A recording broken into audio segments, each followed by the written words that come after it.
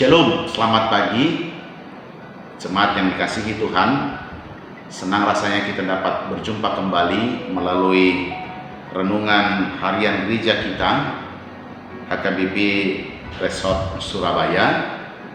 Hari ini 10 Oktober tahun 2024. Sebelum kita merenungkan firman Tuhan, saya mengajak kita untuk terlebih dahulu mempersiapkan hati kita untuk bersekutu dengan Tuhan melalui firman-Nya.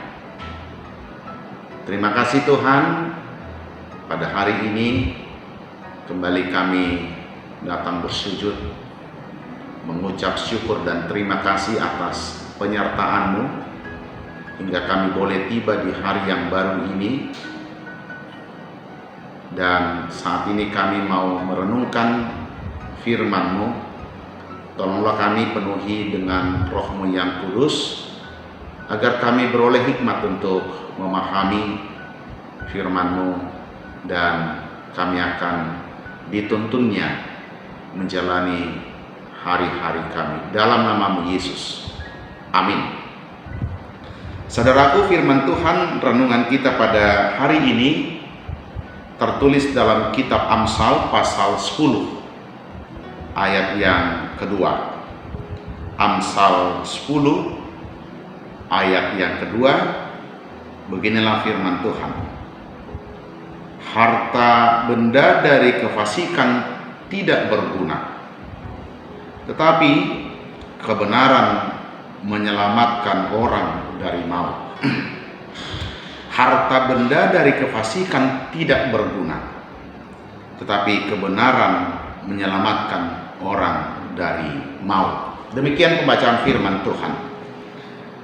Saudaraku, dalam Alkitab kita, Lembaga Alkitab Indonesia memberi judul perikop ini kumpulan Amsal Salomo. Artinya, khusus di dalam Amsal pasal 10 ini kita akan menemukan banyak kata-kata hikmat Amsal dari Salomo, yang tentu Salomo menyampaikan amsalnya melalui pergumulan spiritualitas yang sangat mendalam. Menarik hal kalau kita berbicara tentang Salomo ini, karena dia salah satu tokoh besar yang pernah ada dan dituliskan kisahnya dalam kitab suci kita, dalam Alkitab. Ada banyak hal menarik dari Salomo.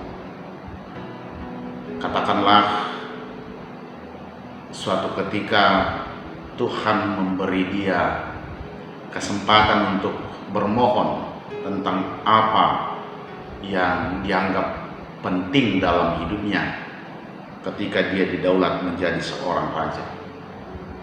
Salomo hanya meminta hikmat. Yang kedua, kita tentu masih ingat kisah Salomo yang luar biasa ini. Atas hikmat dia bisa menyatakan satu kebenaran dalam pertikaian dua orang perempuan yang merebut hak atas seorang anak. Hal lain juga yang menarik dari Salomo ini, dia dicintai dan mencintai banyak perempuan. Bayangkan, Salomo itu mempunyai 700 istri dari kaum bangsawan, ditambah lagi 300 undik atau istri simpanan. Nah saudaraku, hal-hal ini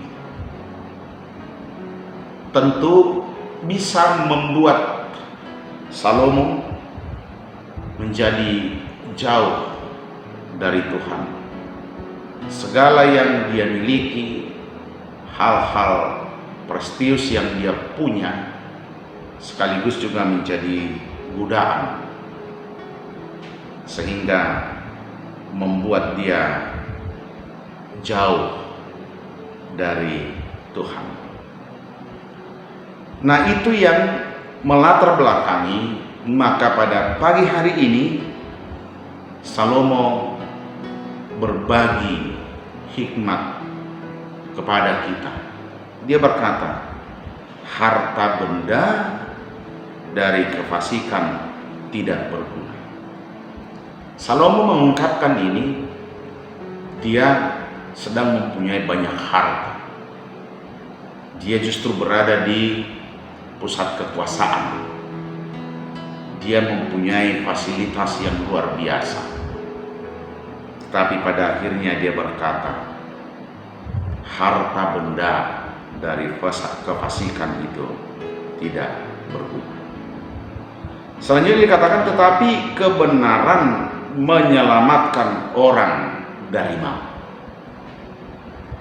Maka yang pertama yang mau kita lihat melalui nats ini, Bapak Ibu Saudara-saudara, bagaimana dalam kita menjalani hari-hari kehidupan kita, bagaimana kita dalam berupaya untuk memenuhi segala kebutuhan kita, segala ambisi yang kita punya, kita harus memastikan di sana ada nilai, yaitu kebenaran. Karena jika kita berjuang berusaha memperoleh itu dengan kefasikan, firman Tuhan hari ini berkata bahwa itu tidak berguna. Kalaupun itu bisa menyenangkan hati kita, bisa seolah-olah mengangkat derajat kita, percayalah itu sifatnya hanya sesaat. Maka Salomo berkata dalam kitab Amsal ini, harta yang diperoleh dari kefasikan tidak berguna. Sebaliknya, bukan tergantung seberapa banyak harta yang kita punya, bukan tergantung setinggi apa jabatan yang kita raih dalam kompetisi yang kita ikuti dalam kehidupan kita. Tetapi yang penting di sana adalah apakah semua itu kita lakukan, kita perjuangkan, kita usahakan di dalam nilai-nilai kebenaran. Karena dikatakan kebenaran menyelamatkan orang dari maut.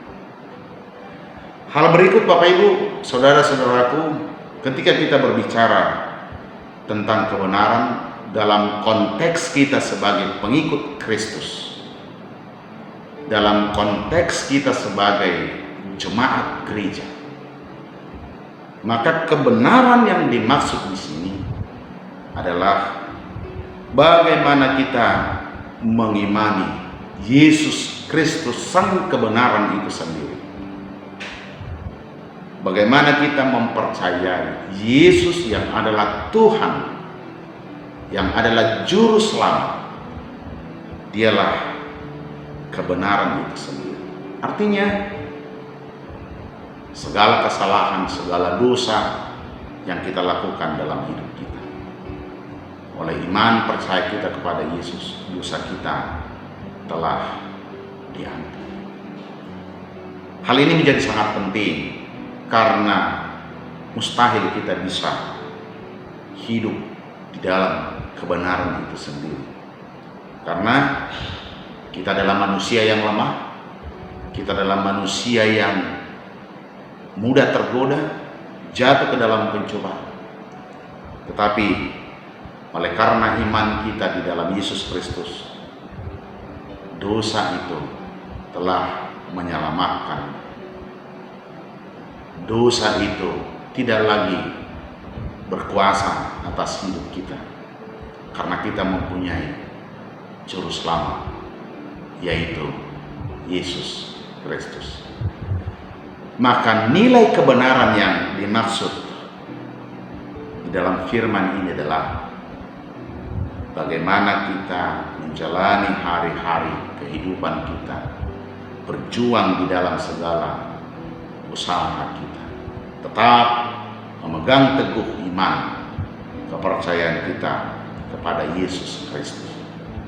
Bagi Dia tidak ada yang mustahil. Maka semestinya iman kita kepada Yesus Kristus akan membawa kita berjalan di jalan kebenaran.